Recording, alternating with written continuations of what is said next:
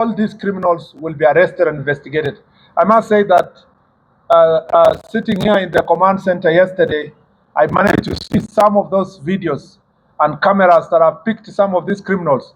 And I have no doubt that we have enough evidence to make sure that these looters, including the financials, including the vehicles that were bringing money in the name of protest, giving money to protesters in different corners of Nairobi, especially in Mwindibungu Street.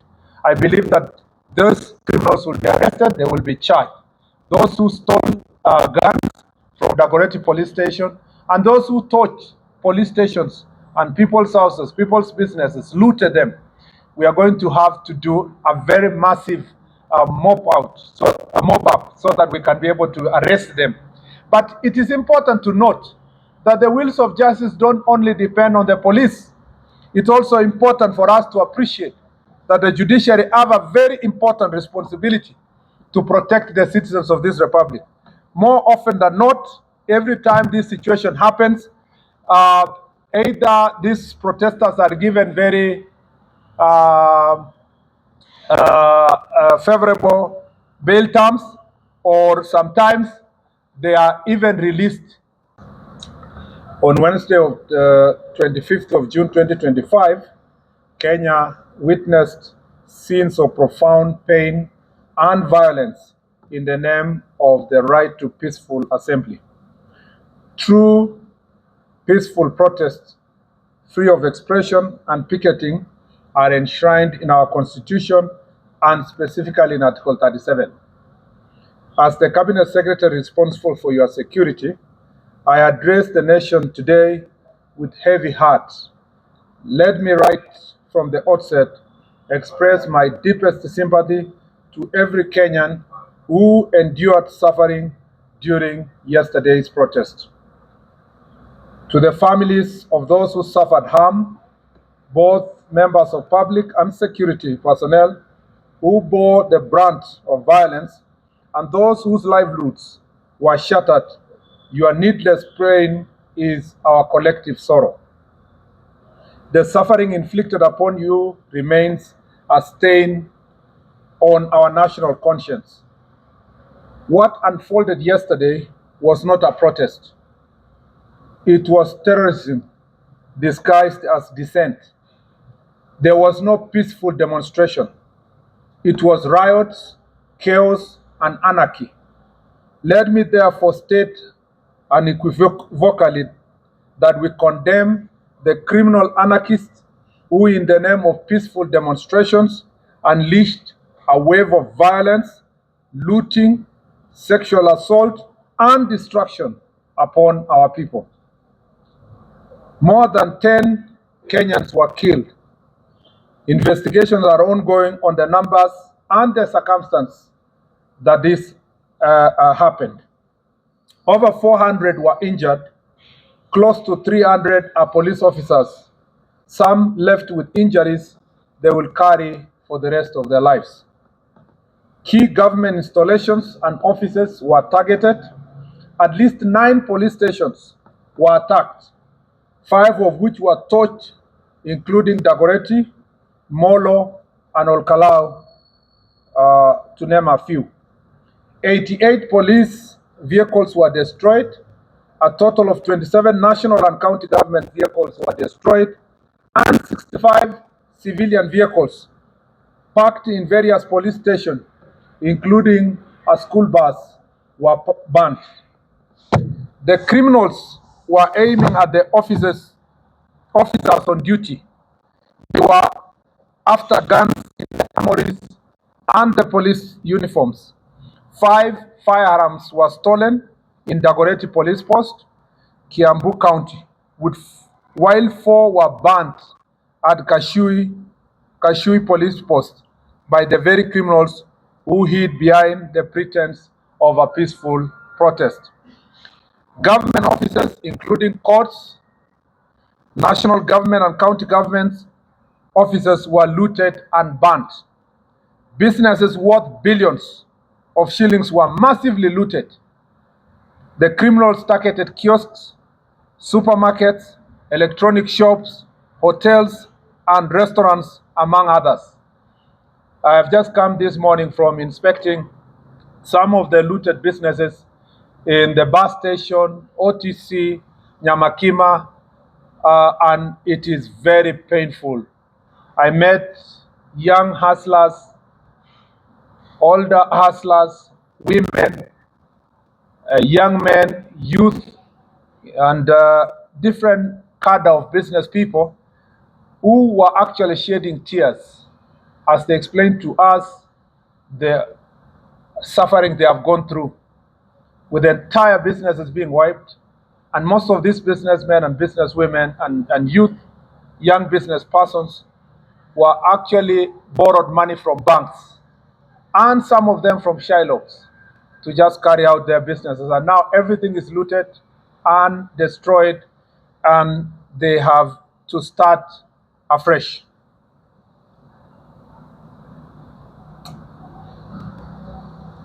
I need to note also that just like government infrastructure, business and residential premises were burnt, including the one owned by Catholic Church in Embu County. Critical infrastructure such as roads, railway, electricity, and water infrastructure were vandalized.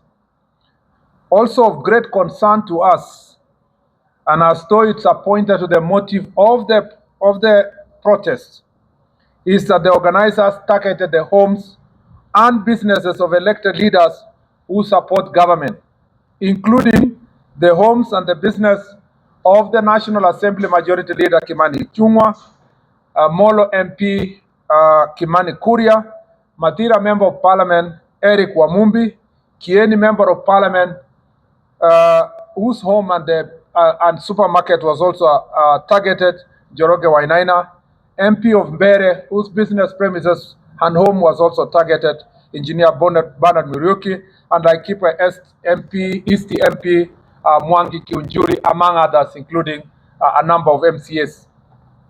This was not just violence. It was an orchestrated campaign of terror, an assault on our people, our constitution, our institutions, our values.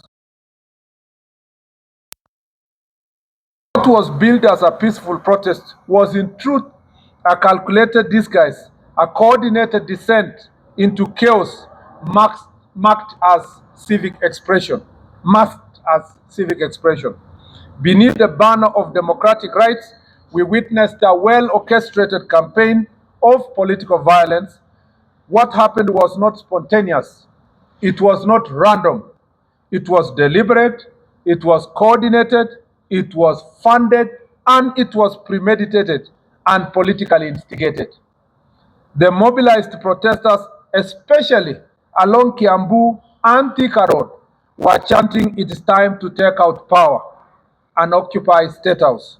The massive looting had a clear motive: to cause fear and target properties of politicians and civilians allied to government and innocent civilians who were just going about their business. The orchestrators of the violence went back to the safety of their homes. Some did not even reach town. They were just in their homes in the leafy suburbs of Nairobi, and watched the goons and criminals terrorize innocent civilians. Is this a scenario which a section of church and foreign diplomats want to the recently promised Christmas party? There was, however, in this whole chaos, a notable exception to the orchestrated chaos. There was a peaceful protesting in Mombasa County. The protesters followed a defined route and followed a specified timeline and were accompanied by law enforcement officers. This is what was envisaged in Article 37 of our Constitution.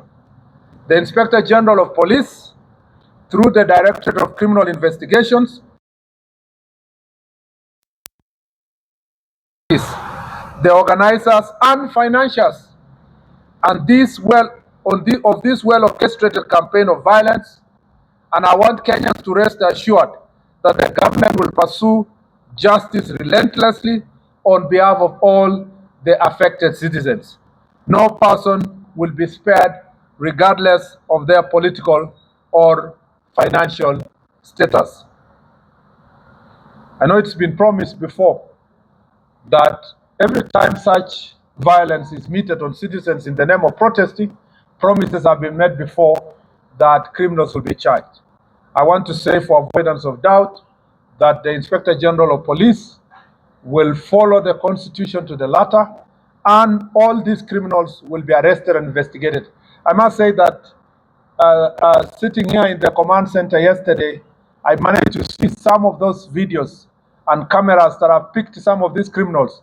And I have no doubt that we have enough evidence to make sure that these looters, including the financials, including the vehicles that were bringing money in the name of protest, giving money to protesters in different corners of Nairobi, especially in Mwindibungu Street. I believe that those criminals will be arrested, they will be charged.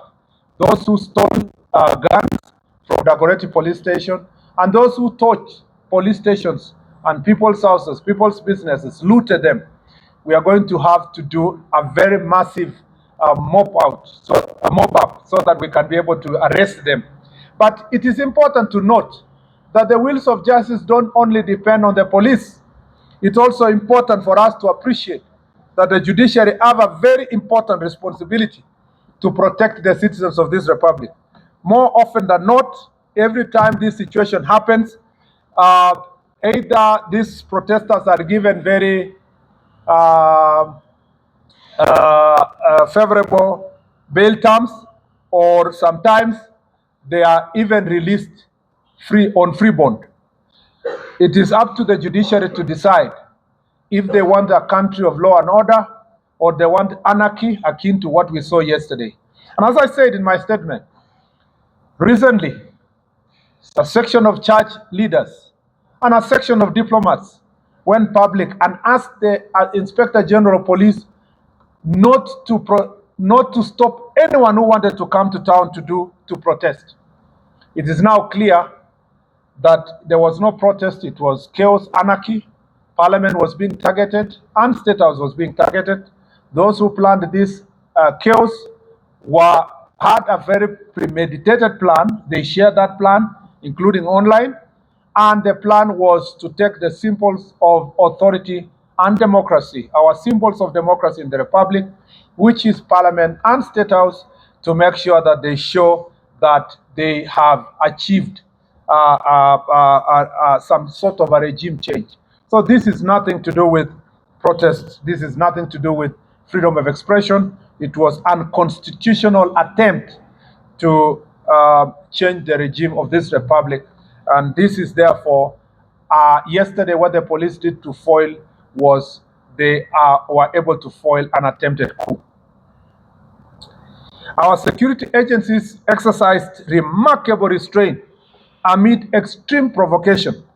I want to say this to the brave officers injured while protecting Kenyans' property, key installations, including Parliament, Judiciary, and State House, against rioters and no doubt hired thugs. We feel your pain and sacrifice that embody the truest expression of patriotism. It is now urgent for us as a nation. I just wanted to say before I read my last paragraph that I know that no church member, and I repeat, there will be no bishop, neither Catholic nor Anglican or any other church leader who will come public to defend the police. I know that for sure. Nobody will speak about how the police were attacked, injured, and suffered immense pain as a result of the various. Nobody will do so. I also know that no diplomat will come to public to defend our police, because it is not in their interest for Kenya to be a safe nation and to be a prospering country with full democracy. All those people would prefer anarchy, chaos, at the expense of peace. And since there is no one who is going to defend our police officers, I want to speak authoritatively here. I thank you, our police officer, for a job well done. against extreme provocation. And some police stations were attacked by thugs. And their mission was just to get the guns and police uniform. And I can see some of these boys on TikTok. They are wearing police uniform, calling themselves sergeants, and that they have taken over power. Make no mistake, we will come for you, and we will come hard. It doesn't matter the noisemakers, doesn't matter those who are calling us names. I will defend the police officers, or all the police officers who did a very good job yesterday. You have my full support, 100%. Even if you need a lawyer or you need anything, you have my back, and you have the back of this ministry, and I have your back actually, and I have your back, and the ministry has your back, and the government has your back. If you are a police officer and you are being threatened with some character saying that you committed any excesses, there is no police officer who committed any excess yesterday. Police officers foiled a coup, and they deserve our defense. They don't carry guns as toys. When you threaten a police officer, you want to kill them. When you target an armory in a police station, when you steal guns, when you ban guns, when you ban a police station, you want us to celebrate you and bring you a birthday cake. We must be serious as a country. And as long as I have this responsibility, a policy responsibility of speaking on behalf of our police officers, we must defend them, because it is now clear the coup plotters are not sleeping. And while they were going around campaigning against policemen for the last 3 weeks, their campaign was not a genuine campaign for the reform of police officers. They wanted to sufficiently scare us and scare the police officers so that they can have a free passage to commit the crimes that we saw yesterday. If it was not for the police officers, we would not be having this country today. We would not even be sitting here to make statements. And therefore, our police officers have my full support, and I will defend them against all the orchestrated attacks that want to paint police officers as if they are lesser human beings and not daughters and sons of this republic. Therefore, it is urgent as a nation to put in place a legal framework that operationalizes Article 37 of the Constitution to ensure that demonstrations are carried out in an orderly manner.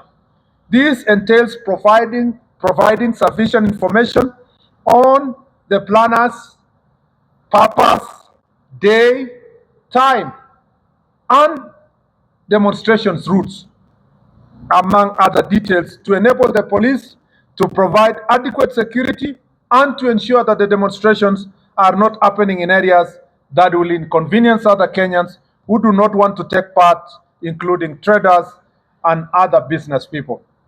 We urge all citizens to reject and denounce violence. We must deny criminals the chance to exploit legitimate grievances.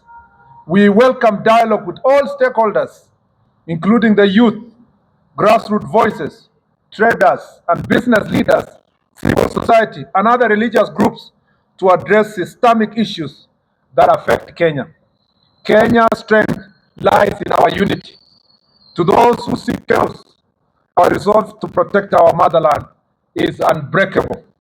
To peaceful citizens, the government stands with you. I thank you. Thank you very much. I will take perhaps 3 questions. You introduce yourself, your name, and the station. Let me move 1, 2, and the third. 1, 2, 3. Proceed. I just